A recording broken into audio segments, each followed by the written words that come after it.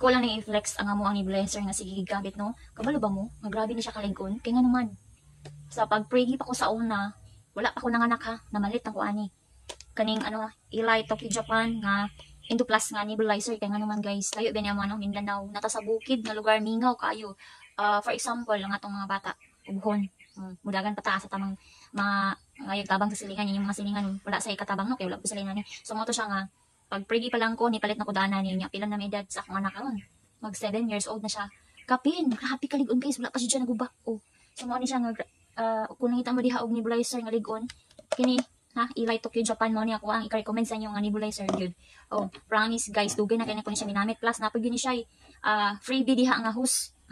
Mo pa ni siya among hose sa una oh, pagpalit niya nakaraan na. Tanaw ra gud no, siya nahitabuan niya ko ang nebulizer nga Eli nga Tokyo Japan oh. Tanawa, karaan na kayo yang wire pero gana pa ni, pila na ka tawo o bata ang na save ani kay sa panahon karon oh.